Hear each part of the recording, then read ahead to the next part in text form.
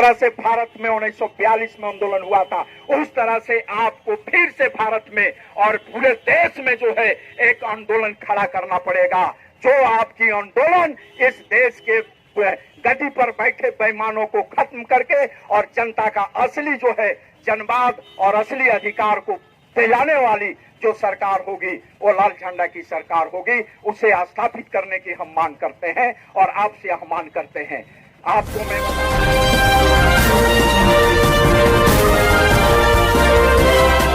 नमस्कार, मैं सीमा कुमारी वो संगठित मजदूर चैनल से वो संगठित मजदूर चैनल में आपका स्वागत है।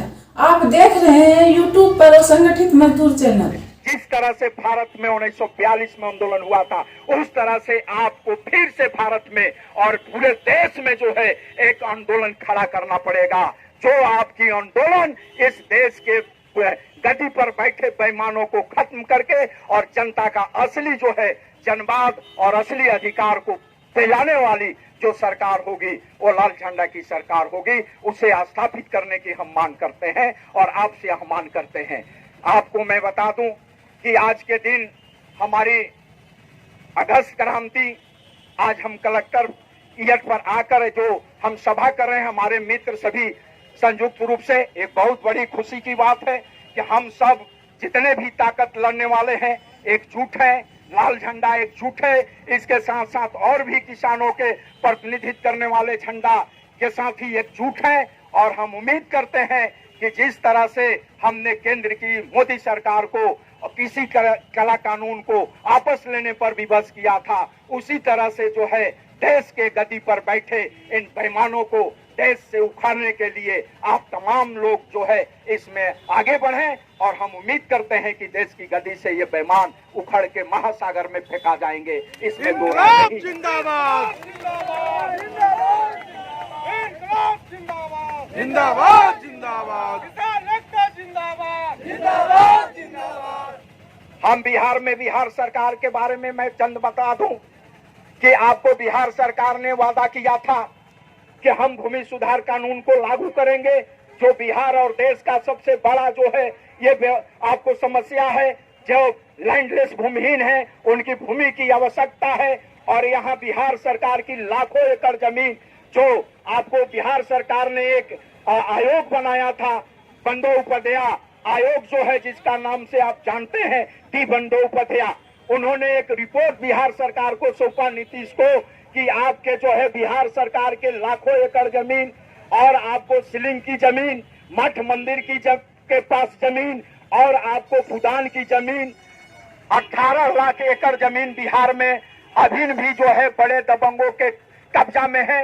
अगर इसे हम मुक्त करा लें और इसे हम छीन लें तो सभी भूमिहीनों को बिहार में 10 कट्ठा जमीन मिल सकता है, 5 डिसमिल नहीं 10 कट्ठा मिल सकता है। लेकिन ये बेईमान नीतीश सरकार ने चाहे किसी के साथ गठबंधन बना ले, लेकिन उस भूमि सुधार कानून को डी बंदोपाध्याय के रिपोर्ट को आज तक लागू नहीं किया।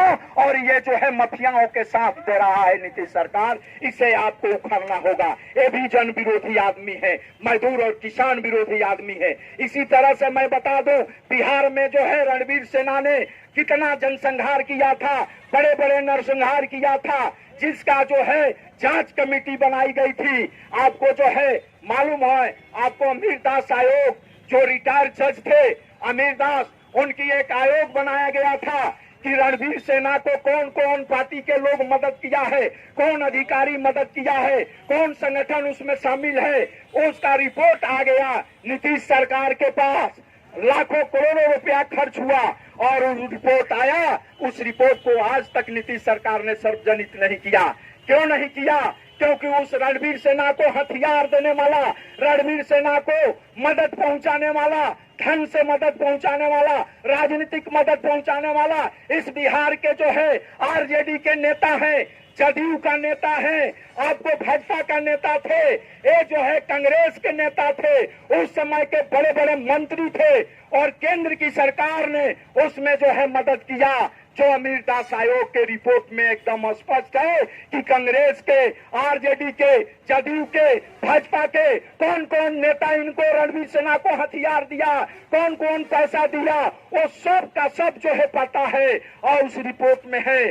साथ ही साथ रिपोर्ट में ये भी है बिहार के कौन सा अधिकारी, कौन सा पुलिस अधिकारी उनको संरक्षण दिया, उनको जो है मदद किया, ये भी उस रिपोर्ट में है। अगर वो रिपोर्ट सार्वजनिक करके और उसे बिहार सरकार लागू करे तो सभी पार्टी का बड़ा बड़ा नेता जो है वो जेल में चले जाएंगे, उनके अधिकारी जेल में चले जाएंगे, इतने बड़े जनसंहार का जो सूत्रधार थे वो जेल में चले जाएंगे। लेकिन नीतीश सरकार ने आज तक लागू नहीं किया। आपको सबको जानना चाहिए। इसलिए आप जिसे वोट देते हैं, आप जिसे जो है गद्दी पर बैठाते हैं, सोच समझ के बैठाना है।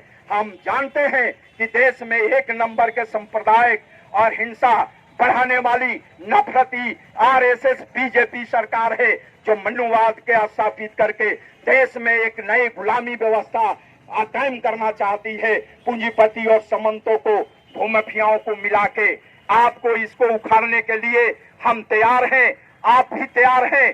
जनता ये चाहती है कि ऐसी नफरती सरकार 2024 में उखड़े। लेकिन साथ ही साथ मैं ये भी बताऊंगा कि आपको याद रखना होगा, क्योंकि इस मंच से मैं ये नबाही बात कर सकता हूं कि कोई आने वाला मोदी सरकार को हटने के बाद कोई कांग्रेस या कोई आए तो वो कोई सरकार जनता के हित में, आपके हित में काम करे, ऐसा कोई उम्मीद नहीं है। इसलिए फिलहाल आपको जो है मोदी सरकार को उखाड़ना होगा और साथ ही साथ तैयारी करना होगा कि जन आंदोलन के माध्यम से, जन क्रांति के माध्यम से जिस तरह से अंग्रेजों को भगा के स्वतंत्र भारत का निर्माण हुआ, उसी तरह से भारत के तमाम गद्दी पर बैठे और जितने अफसरशाही और न्यायालय में न्यायाधीश हैं जो आपको जनता का लूट रहे हैं, जन विरोधी काम कर रहे हैं, ये तमाम जो है लोगों को उखाड़ फेंक के और इस व्यवस्था को नेस्तनाबूद करके और नई व्यवस्था को स्थापित करें, जो समाजवादी व्यवस्था हो, जिसमें सबका समान अधिकार, सबकी समान भागीदारी सुनिश्चित हो। यही हम चाहते हैं, आपसे अपील करते हैं। और आपको साथ साथ मैं समाप्त करूंगा। जिंदाबाद, आपको अशोक बेटा जिंदाबाद। एसडीएम साहब को, जो हमारे इतने संयुक्त किसान मोर्चा के इस बारिश में भी लोगों ने गांव से गाड़ी करके अपने पैसा खर्च करके अपना खाना खा के जो आए हैं विरोध दिखाने के लिए, इन कलेक्टर का मीटिंग चल रहा है। मैं चाहूंगा कि